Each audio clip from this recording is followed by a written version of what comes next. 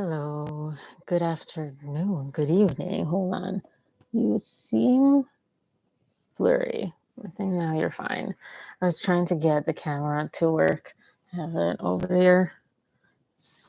Brand new camera, super great, and I can't get it to work. I was playing around with OBS, was trying to figure it out, and I think I need the $99 or $97 Camlink capture card. I don't think I can go around it. I bought like a wire, USB, an HDMI to USB. It didn't work. So, anyways, today is kind of like, I should call it Tuesday trash because it's just kind of what is that sound? It's it's not trash, maybe, but it's like leftovers. But Tuesday leftovers, I guess that kind of makes sense. I don't know. But you know what I mean? I don't know. Anyways, it takes I have like acid reflux today. I know it takes some time for people to come into did I say 8:30? Maybe I think I said 8:30.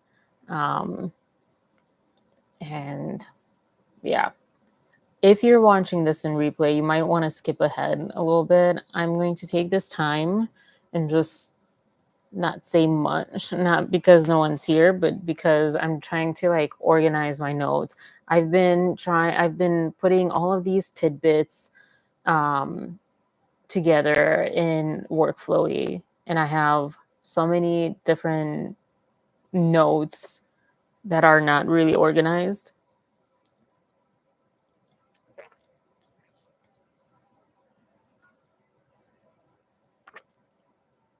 Excuse me.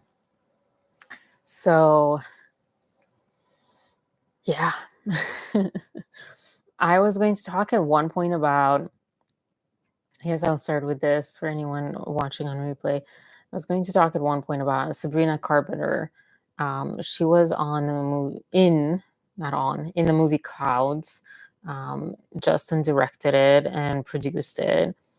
And I thought I had something else on there, but and she talks, of course, so highly of him.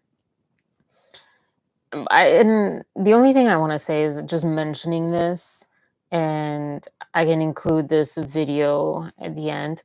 But what I want to mention is, of course, that just because someone does or whatever, as he's accused of, alleged SH, doesn't mean that person does it to everyone, with everyone, every scenario, every room they're in, etc.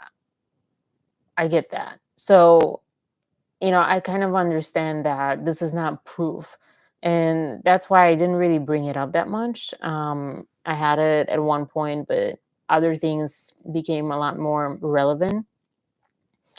And yeah, so I just mentioned it. The other one is, at this point, if Blake Lively is going to extend, and I would be a little, I don't know, shocked, but surprised, I think. I don't know that I'm allowed to be surprised. That it makes sense for me to be surprised, not allowed. But I would be kind of surprised if the judge grants them until like March 10th or March 20th or whatever. Excuse me. To get the amendment to the original complaint that she filed. Because I guess I wouldn't be shocked. Yeah, I wouldn't be surprised. But I shouldn't be surprised because okay, they need some time, but they filed in December 21st. They're going to be coming up on 2 months, and Justin Baldoni having so much more, albeit not people, added to the amendment, but still his team managed to why am I yawning? Oh my god. Oh my goodness. I don't know why I'm yawning so much. Um, but yeah, people, his side, put together a huge lawsuit or complaint, and on top of that, put together an amendment equally as big in a month. So I don't understand really. I think the only thing that we can think of is she needs more time to convince people to come on board against him, because or she has a terrible team that can't get it together and can't provide the, you know, same type of receipts as he did. Because in her complaint, I don't know. Anyways, the whole point is that I bring this up is I might as well just read her existing complaint at this point, because we might be waiting for another whole month or more, because it's September, December, February 11th. So I might do that in the end. I talked about I think I talked about this. Yeah, Taylor Swift. That was an old note talking about a friendship scorched. And I truly, I have such a hard time believing that Taylor did not know anything. However, we don't have that much information. We have Blake's hearsay, we have what Blake has mentioned, and we have Justin's text messages with Blake. Excuse me. I'm sorry. I'm going to be yawning a lot, it seems. I usually don't yawn. Um, but we have that.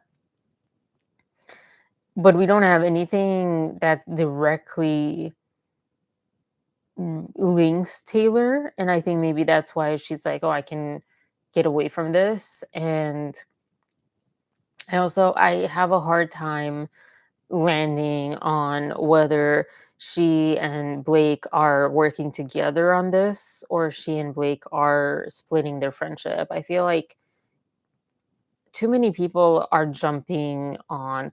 This is when I hear everyone in YouTube or TMZ land talk about something as if it's like a exact fact, it's happening, it happened just because of some article or because of something that, you know, the team behind the scenes says. I have a hard time believing it, especially with these two women. At this point, I don't know that I believe anything that they say or claim or comes out from their teams, from their sides. So I'm really 50-50 right now as far as Blake and Taylor are working together. I The whole thing with, oh, she called Taylor her dragon, and it's this like kind of possessive language and all this stuff.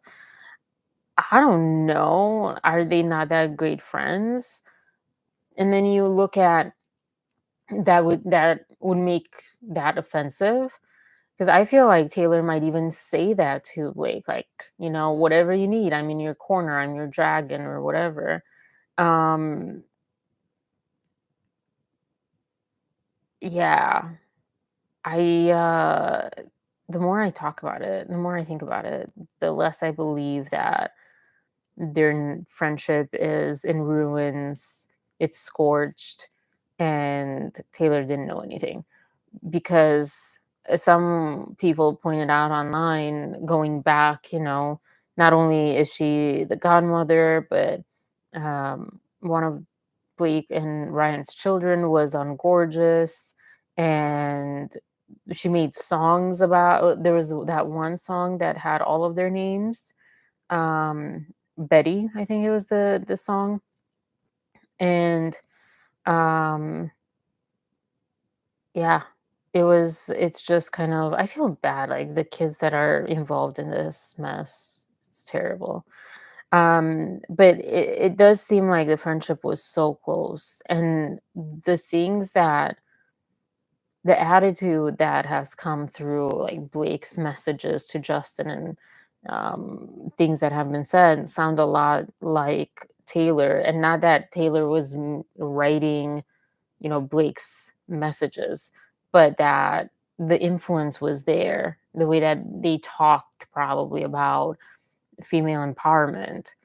And yeah, and it's this talk about female empowerment that I don't really like, the way that Justin talks about um like healthy masculinity and all that stuff, and female empowerment is so different, a lot more supportive and a lot less revolution, based, like let's attack, let's, you know ruin people's lives that are not, you know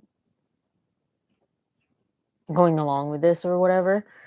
um but yeah, anyways, so, but enough about Taylor. Let me pull up the stuff that I had from the Super Bowl. um yeah, so, and just to kind of wrap this kind of subject up all in one bow, more or less. So, sorry, I'm like trying to move things up. I have all the time in the world right now. It's just me at this moment. So, the Super Bowl and Taylor booed. I got a comment, and I thought this morning I would have time to go through all the comments. I am getting to it. I can't even speak today. I'm getting to it, I promise. Um, but I briefly, sorry, I forgot. I briefly read this comment, and it sounded like they were insinuating that the boo that Taylor got was because of not only being, from the Eagles fans, being Travis's girlfriend, etc., but and also because of the NFL showing her a lot, except for the Super Bowl. I think they were saying that, look at how Trump got cheers and Taylor didn't, and maybe it was like political because she supported Kamala Harris. It sounded like this commenter was like a Trump supporter, a voter at least, or at least not a Kamala supporter. They did not sound like they liked Kamala. But that was like, that's a lot of a lot to take from a simple comment. Um, I I think that being a political statement is as likely as it was the Eagles fans that booed her. I don't think either are very strong. But I will agree, this is so, like, it makes it itchy. I will agree that I don't think that most of that and I've said this I think twice now. Maybe I didn't say it last night. I don't think the booze, that crowd, that much of the crowd knows about this. And if it was Blake Lively, it would be different, but it was Taylor Swift, so there's so many points that are, like, separated, like, you have, um they have to know about this lawsuit, which I think more and more people know about it, but what do they know? I don't know. So they have to know about it. They have to know a lot about it, enough to understand the situation. They have to link Blake to Taylor, and then they have to not and to agree with Justin and not like Taylor because of the link with Blake and lawsuit. Those are the stretches. That's too much. I feel like there's too many degrees of separation. Um, it might be that some people booed her that know about this, that are supporters of Justin, and they booed her. They got on board, they got on that bandwagon of booing her. I think that's likely. I think some Eagles fans were booing her. I have a hard time thinking that anyone booed her politically, because why didn't everyone else get booed? And the other part that I'll say with this political part is Trump didn't he got boos too. If you listen to the video, he got cheers and he got boos. He just didn't get as many boos as Taylor, but he got boos. Sounds so weird to like say it this way. So, I would encourage people to go back and look at that. Maybe I can like find it really quick here. Um, you can definitely hear some of that. Let's see, Super Bowl.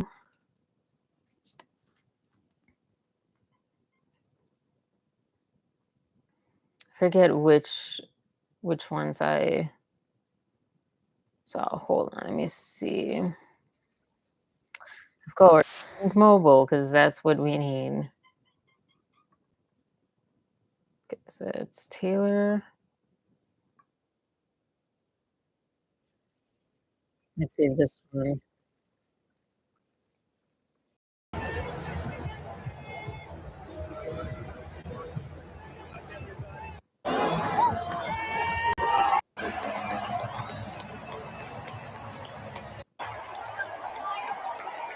Yeah, that was not that was nothing. Now it's time for Left Houston, a long way from. Gotten on the train.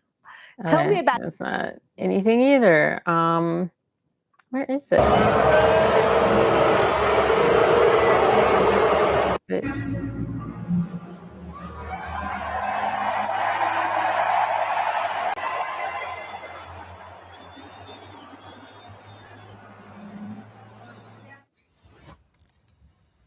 that's Fox News that said that. Um, I'll play that again. Taylor got her booze, so take nothing.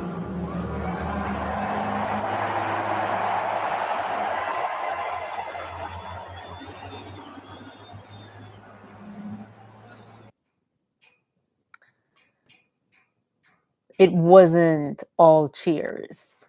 And it couldn't be all cheers. He is very polarizing. It's a very polarizing time. It is a very tough time politically. So, yeah. But to say that, Taylor got booed because of her political affiliation with Kamala, that's also a stretch. That's even more of a stretch because, okay, like, what does that have to do with like I don't know. I don't know. Let me know what you think if you're watching this on replay. Let me know in the comments. Um, but yeah, the other part, I said there's so many different possibilities. I wonder if we'll ever know. Um, Maybe some people who booed can speak up. This is why I booed her. But yeah, was it partly the Ice Spice thing too? I think it might have been like some people, like the core, maybe like the Eagles fans started or something. I don't know. And then people jumped in from all the different reasons. That's the only one I can land on that I feel kind of comfortable with. Um, and I think I mentioned this yesterday, but it's interesting that, going back to I haven't watched this season of games, but I know that she was shown so many times in the previous year and maybe sometime this year too. And it's interesting that Donna was talking about this, I think, TikToker who discovered this potential link with State Farm. I don't think I think that's a stretch. Um, I don't think that mm, yeah, I don't think that Taylor and Travis are together because of show. I think they got together. He was like a good enough guy. She needed to feel that and to feel like someone who was really um into her and secure, or I don't know if he's secure, but like at least come up as more of a partner to her than she's had in the past. And Is it like true love? It seems like it, but I don't know. You don't know. We don't know. But I don't think it's I don't know. Maybe this is like me kind of giving people the benefit of the doubt that all people are at their core good, but I don't think it's a scam, you know. Um, and yet the other side of it with her being shown so much at the NFL, I think that was completely beneficial on both sides. If she didn't want to be shown, she had the power to not be shown. I know the NFL is huge, but she is one, she could have not gone. Um, and you could say, well, yeah, but that's her boyfriend or whatever, but she could have not gone to distract, to this, to that. And I think she has a lot of negotiating power, even with the NFL. So, and then this thing that I kind of connected, like if she could wipe out entire stories and posts and whatever about her and Ron and Pharaoh, um, why wouldn't she be able to negotiate with the NFL to not show her that much? So I think that's also probably a huge reason why she got booed. But I think that's I'll stick to that story about her. Um, hmm.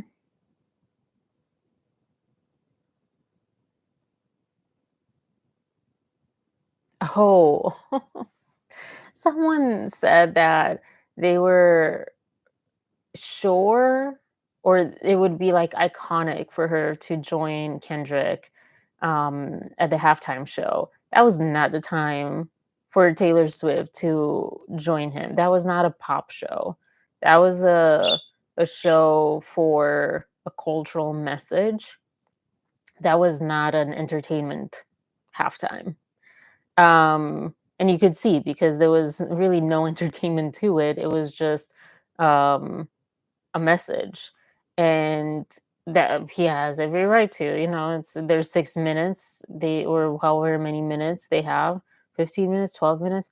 So whatever they choose, the artist choose to say, Jennifer Lopez tried to say her own political or like cultural statement with it, with Puerto Rico. And I don't think that was enough, but that was what she chose to go with. That's so cool. And yeah, but also, if why would Taylor teaming up with Kendrick be iconic, but not Beyonce? Because, and I guess like if we would go there, let me check, but I'm like 99% sure that yeah, he was featured um with Beyonce.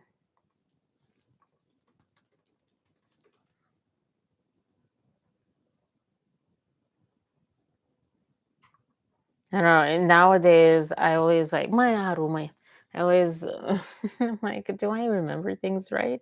But yeah, and they had this song called Freedom, and I think looking back now, like that would have been a really good um teaming up. But he had his own mission and his own vision and reasons for doing what he did, and I don't know what that is. I'm quite I'm I've been here for so long, and I kind of understand a lot more. Definitely understand a lot more about the culture of America and all the subcultures and all the stuff that goes with it. The um, ecosystem, but I still there's so much I don't understand and don't know, and now I feel like I even know less in general about everything, and especially anything political. And I think when I say cultural, it's not just like, oh, ethnicity and stuff, it's like also political. Um, and so I don't know what he meant by that, but I know that just the way that it was quite plain, it wasn't about entertainment, it was about making a certain statement. I don't know what that statement is. Wish I knew. I probably would support it if I knew, but I don't know what it is. So I guess like he didn't really want to include either of them, and or like it would have the negotiation of that would be bad. But also I don't see a world where knowing in us seeing that halftime show Taylor fit in at any point in that. Like that would have been just completely off and no. But yeah. So oh, I did have like a Trump wasn't exactly cheered kind of link here. But yes. Yeah, the other part I'll end with other people that, you know, liked the Chiefs weren't booed. But okay, fine. It was Taylor, it was different. And then I think that's it on the Super Bowl.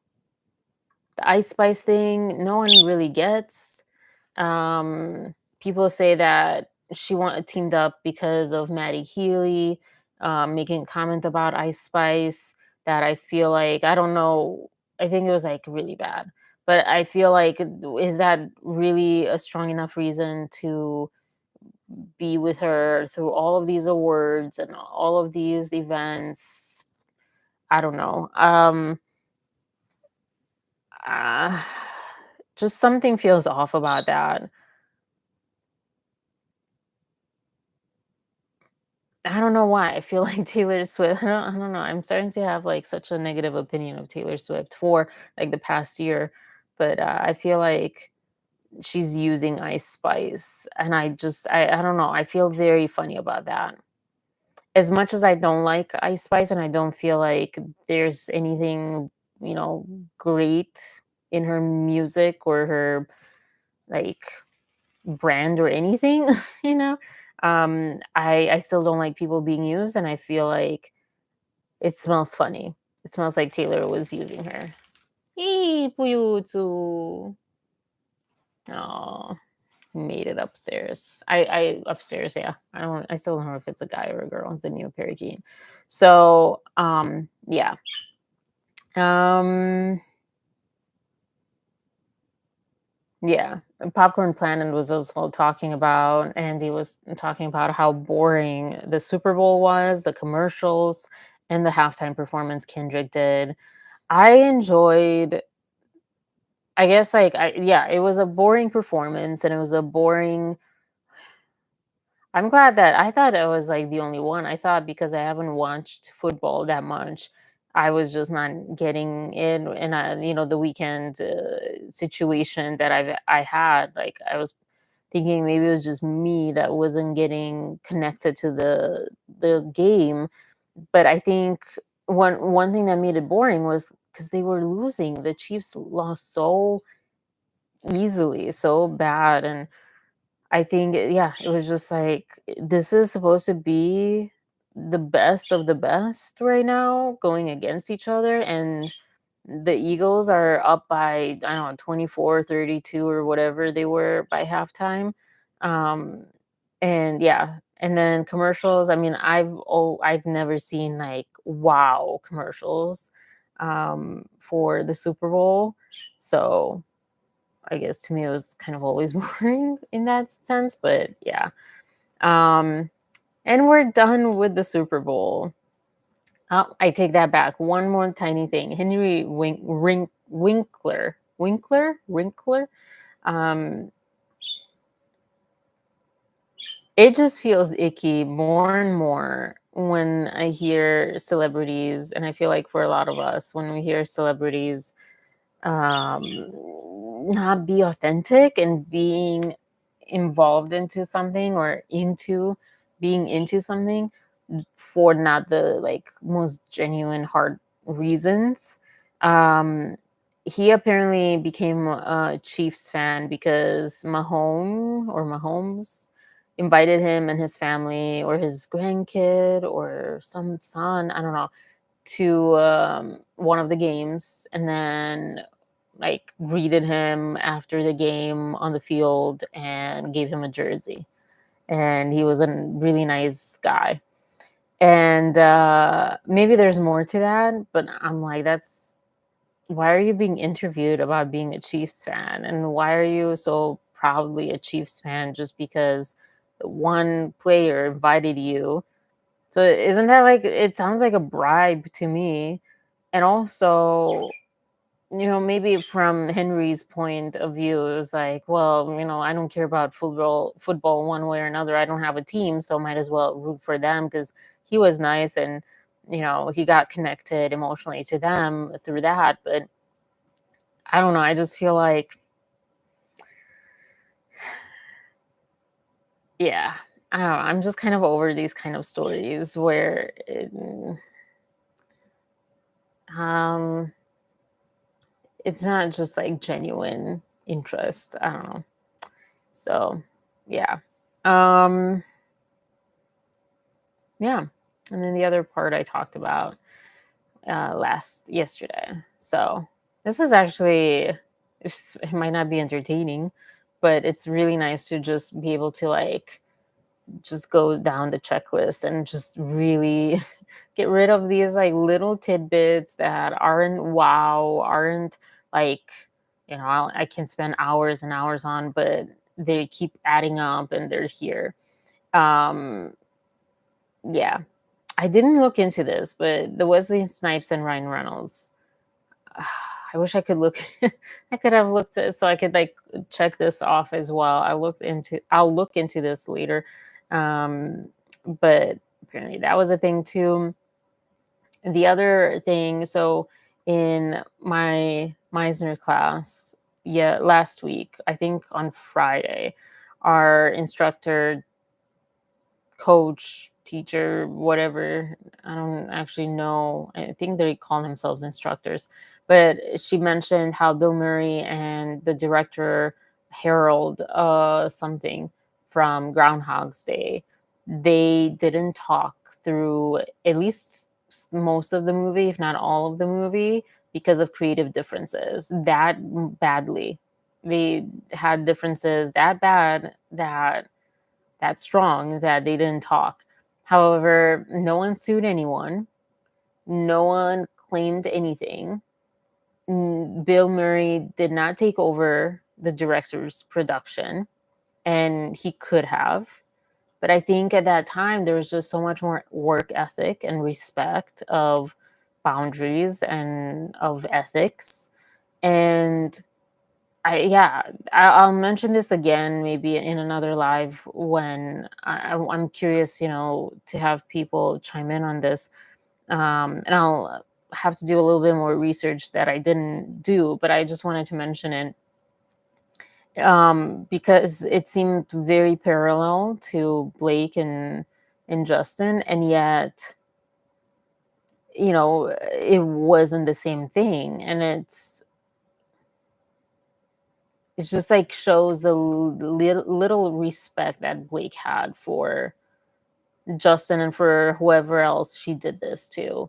And it seemed like, and I guess this might be a great place to play this. And gosh, it started. And I'll play it again another time. But um, it goes like so much with this because she not only she doesn't only not have respect for Justin, but it seems like for anyone that she's working with, maybe she is more cautious with some directors, but I don't know. Knew that they just wanted me to show up and look cute. I would show up on a set, knew that they just wanted me to show up and look cute and stand on fulfilling for me, that I wanted to be a part of the story and that I wanted to be a part of the narrative, whether that be in the writing, in the costume design, in creating the character. And sometimes I had directors or producers or writers who would welcome that and invite that once they saw that I was able to offer that. And sometimes I would have people who really resented that because they were like, we just hired you to be an actor. Yet when I went in the meetings, I would just. So I want to pause before she gets into that, because up to this point, you could say, oh, that sucks. Like, maybe she should go about it a different way. Maybe she should do her own productions, etc. But I don't know. It feels like, kind of like it just sucks. Okay, fair enough. Just But what she you says to be an actor. after this just sounds like gaslighting. And I don't know, it almost sounds like actual gaslighting. It's not over time and to one person and so forth. But I mean, the way, just listen to how she phrases this next part. Listen to the word choices and the way that she phrases it. I think it's so crazy.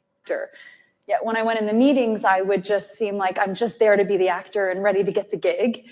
I wouldn't reveal that I actually need to have authorship in order to feel fulfilled. So I think that for them, sometimes that might have felt like a rug pull, because you're like, you're trying to assert yourself into something that we didn't hire you to do.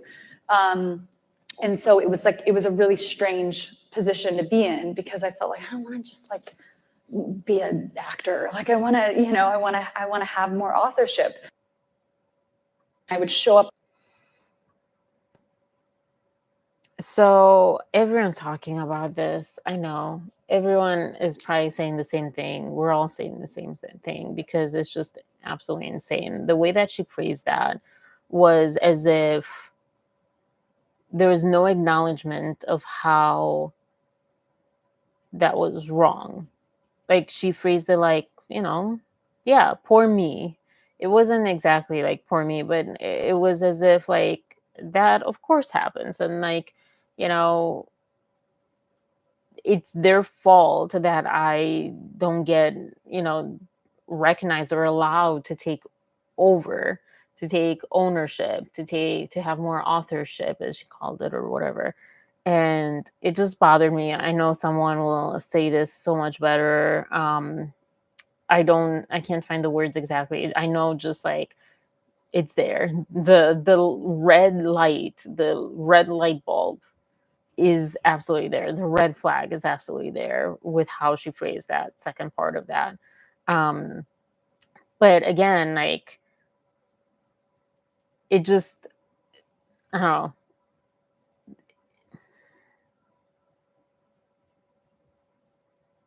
I don't know.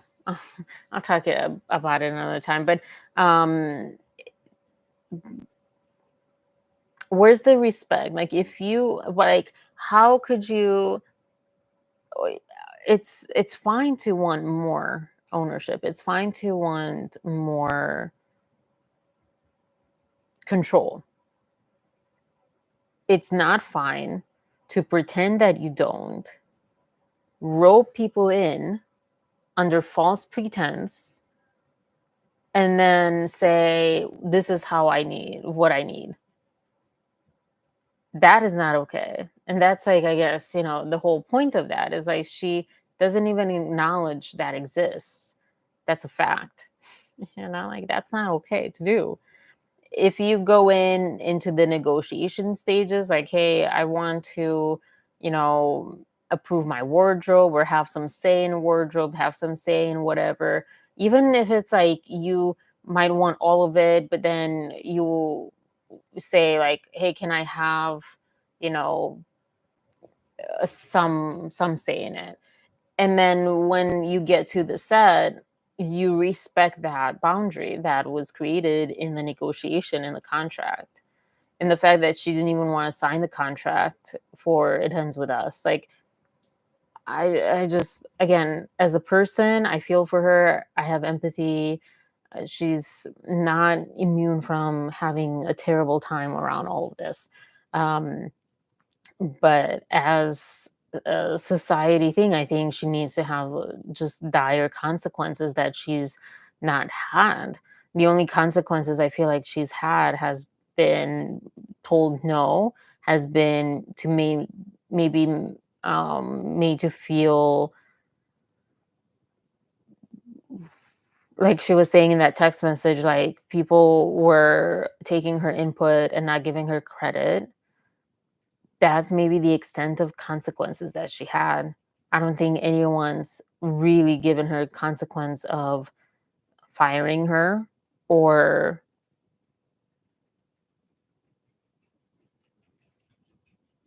not. I don't know. I feel like the consequence needs to be so much greater than just being fired. 'Cause I heard she got fired from one job. I mean, for these, yes, that's kind of the consequence, but for and that probably, because no one knows unless they talk to each other. I don't know, probably, I guess. But if no one knows, you can be like, oh, it's fine. Like, I just won't work with her in the future. Let's just get through this or whatever.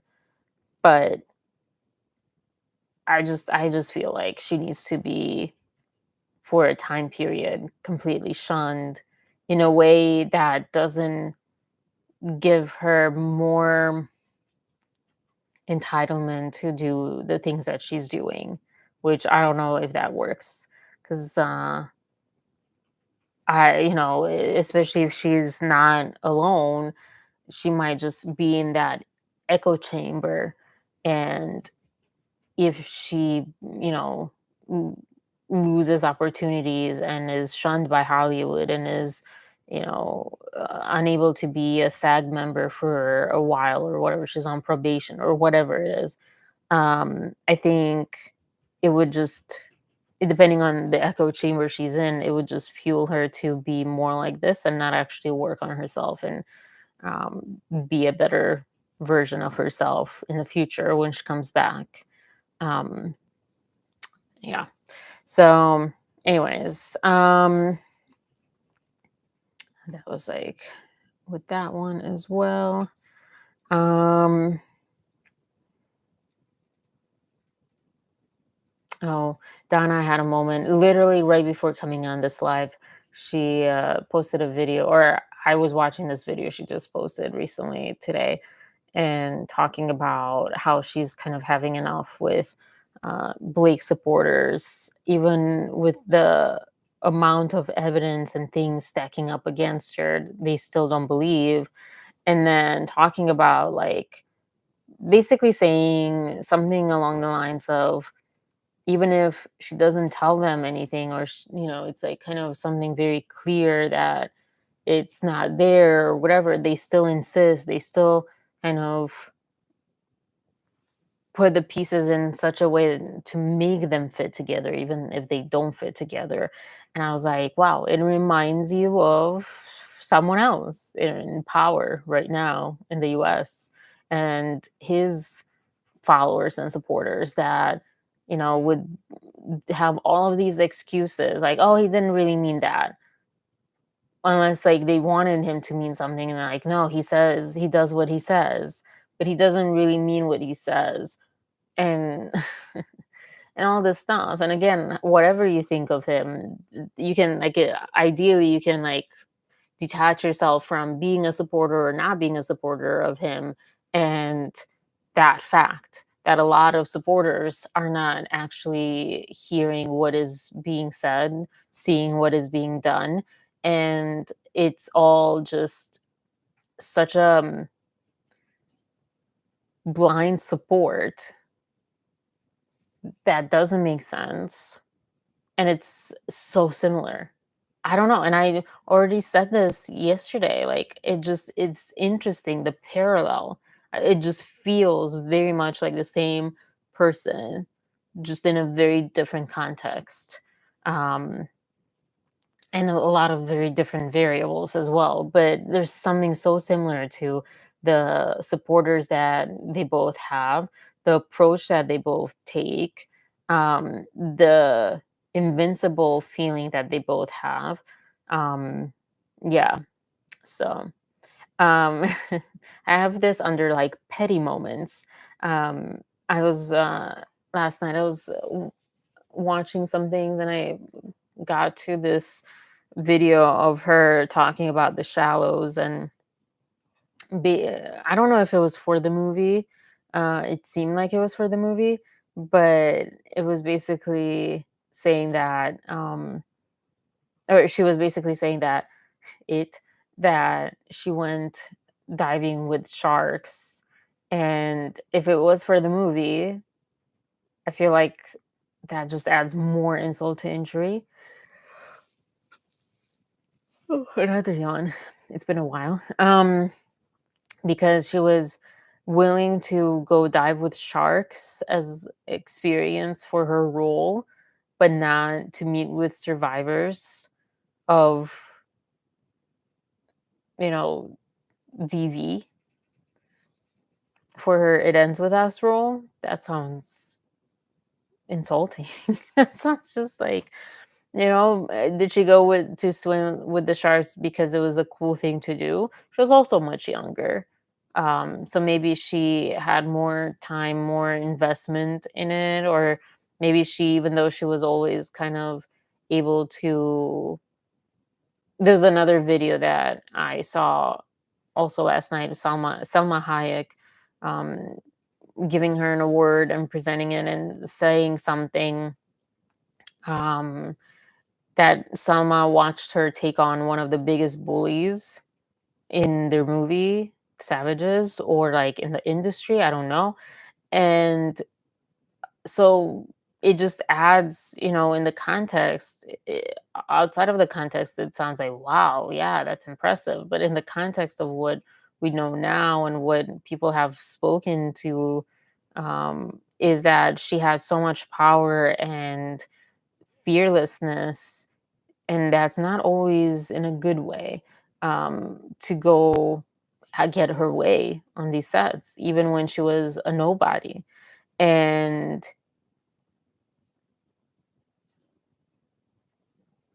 I think, though, even considering that, when she was younger, she was still probably a little bit more like, oh, I want to, or I want to learn more about this role or industry, or like, I don't know. So it could have been that with the sharks, but it doesn't sound great right now. The other thing that was around the Salma Hayek, like, speech or about her, um, oh, what was it? Shoot. Oh, yeah, yeah. That Blake has a destiny to heal. Like, people come into this world, and when they're so sure of themselves, it's because they were sent here to do something. And according to Salma, at that point, it was to heal. And I was thinking, mm, I feel like she's the opposite person of someone who's healing. Um, just all the stories that have come out, she could be still a decent human being, let's say. I don't know, but she's definitely not a healing person. But it's so interesting that, you have all of these different points of views. Um, so yeah, this other little part was also interesting. Yesterday, someone told me, I think it was yesterday, they told me about this YouTuber. I don't have that pulled up right now. I don't remember the name. Oh god, Cassidy something, I think. And in the latest video as of today, or as of yesterday, she pulled out this calendar for things. And I was wondering if Blake's team is trying to go for an extension on the amendment filing, because they're still hoping to get a protective order in place. Because according to the calendar she pulled up on her video, March 11th is a joint proposed protective order, or competing versions, to be decided on or something. So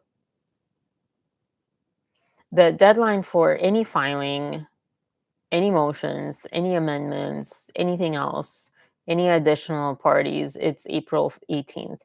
I don't know how much of that can be pushed forward as well. Um, but yeah, so the amendment right now doesn't have to technically include, unless that was like different with the judge. Was he saying? But yeah, if this calendar is correct, it doesn't need to include any joint parties. But I think that's maybe the only thing that they have. They might not have anything else. They might not want to reveal any of their texts, because they might not have any texts on their side that make them look good. Um, so yeah, and that's kind of it for today. It was a kind of a short or to the point thing, especially because no one was here today, which I don't mind. As far as like, I feel bad for anyone who wanted to join, but it's maybe too early or too late or whatever. Because I know people love being, live on the chat, and I love that so much as well. Um, but oh, I have. Wait, no, okay, yeah, no. Um, but it was nice to catch up on all of these things. Honestly, it was really nice to catch up on everything. There were so many things. I guess, a little bit more. Oh, okay. Wait, I have a couple more of these. Um, Talked about that. That ended up not being something. Um, I'll talk about Jennifer Lopez another time. Megan Kelly, bone to pick. I mean, I'm not a follower and a fan of her or Ken Owens, anyways, but this got under my skin. Chocolate, nasa microphone. Because she talked about, I felt like it was Puyo, chocolate. I thought it was um, kind of going against helping his case personally, or at least like him having support. Because, excuse me, she talked about um, basically how he was emasculated as a man by Blake, and this from having to apologize for his masculinity and testosterone. And I was like, wait a minute, I feel, I'll say that's wrong. One, because he was apologizing for not what he did, or I mean, he apologized for what he did in the context of what he learned her experience to be. And he wasn't like,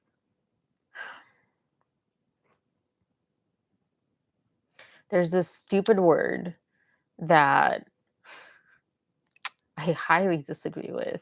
And I feel like people in, I guess this is offense warning. Like you might get offended by my next statement. Um, I don't mean offense. I don't mean to like attack anyone. I don't mean to, do that. But if you get offended by this, you might get offended by this. And I don't apologize for my point of view and my opinion.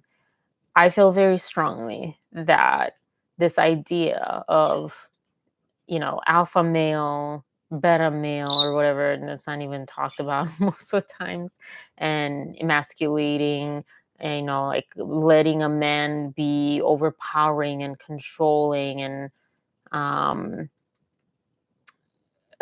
these ideas, and this specific word, simping, I feel like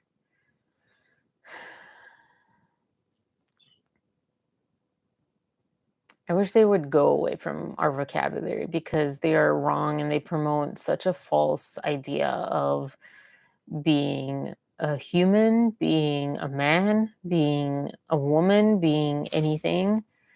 And so when she was talking about this, it made me think of that. She was saying, no, I was saying, like, I don't think it had anything to do with freaking testosterone, like, or like abandoning that. Like, is Megan trying to say that a man apologizing is like emasculating? That a man should not apologize? I was further saying he wasn't apologizing for being a man, which she claimed. He was apologizing for giving her his point of view, an authentic critique from what we know now, but in the context of where he was at that time, he was apologizing as a director, having the responsibility to do that for your actors, even when you're not entirely wrong. But I don't think he even was doing that from that point of view. Maybe a little bit at a certain point, but I think he was apologizing, um, given that he learned that she was overlooked so many times, and he didn't want her to feel that way, and he didn't want to emasculate her, which is ironic. But I remember talking to my therapist like a few years ago, like, is that a thing? Can a woman feel emasculated? Because I felt that way when I was out of a job, and was like, I need to have a job. I need to have like my own stuff in order to feel um, comfortable to be in a relationship with my boyfriend, with my partner. And like, it doesn't make sense to use the word emasculated because that's from masculine. But that's exactly how people describe that, is exactly how I feel. And he's like, yeah, it's absolutely, it's a human thing. People use that because of our society, how it's been. But that feeling, that experience goes for any gender. And yeah, this really got to me a lot when I was hearing her talk about this. Um, and then, especially, I was saying that I feel like it wasn't the best thing to say because it insinuates he was apologizing for mistreating Blake, is what Megan is insinuating, and for overpowering her. And I'm like, what the heck are you talking about, Megan? Like, that's not okay. Is that what she meant, or did she mean something else? But it just, like, all the words that she was using sounded like that's what Megan was implying, that, you know apologizing for his masculinity, apologizing for testosterone, masculating a man, like, those insinuate that he was, in Megan's point of view, apologizing for overpowering her, for not being the man enough, which is ironic. What a blow to him. Like, what a supporter are you when you're going exactly towards the thing that he has worked so hard to not feel like he wasn't enough, and you're making him feel not enough because he's not, you know powerful enough, he's not um strong enough, he's not overpowering enough. Um and I also say, like, to say he was apologizing for being a man perpetuates the same lies and false narrative that are anti-equality, anti-truth of gender. I thought that was such a wrong thing, but she says a lot of those things. Both her and Candace have a lot of those. I remember watching, I think it was a Taylor Swift video, and there were like these. I mean, they're just lies. They're just crap. They're like poop. They're not even anything. Like, you would not eat that poop. It's poop to eat. The things that these types of things that they say, and yeah. And the same with, like, the word simp and the idea of it. I was watching, what was I watching?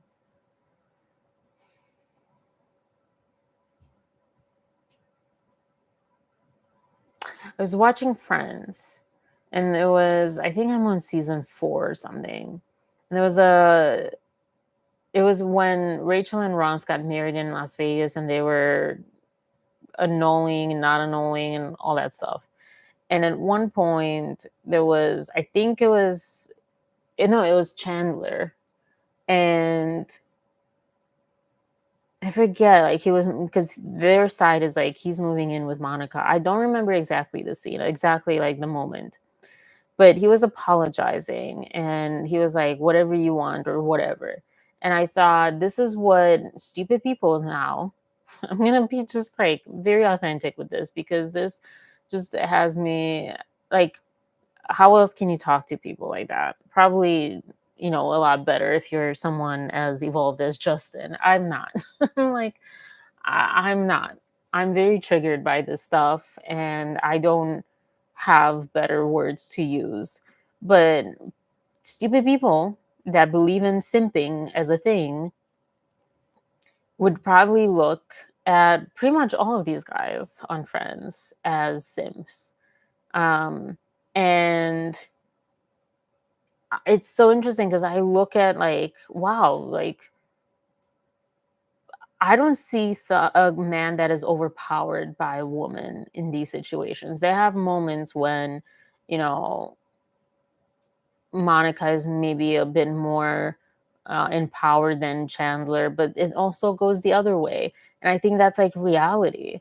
And if you want equality, which you probably don't if you believe in the word simp as a thing, as a real thing that happens, um, if you want equality, like you can understand that um, at different times, different people in the relationship have, more control over an outcome or a decision than the other. And people, when they actually care for one another, both apologize heartfeltly. That's not a word. And yeah, I wonder how many people that subscribe to that word are in healthy relationships or in relationships at all. And they might say, well, I'm not in a relationship because I am protecting my masculine card, right? And my masculinity and my rights and my peace of mind and my whatever. I don't know. It's a whole other conversation, but I forgot about this point. It just really rubbed me the wrong way. And even saying that, it makes it more like an opinion, but it's just wrong to say what Megan said and insinuated. Um, yeah, and it's just gross. It's gross. Again, especially for the context of, his journey, of Justin's journey, of evolving past these low level stuff. The ideas of, low level ideas and understandings of what it is to be a man and what it is to um, be enough as a man and as a human too, but primarily as a man for him. um, yeah, I talk also about, well, I have on here also, remember Catherine Heigl from Grey's Anatomy. She was kind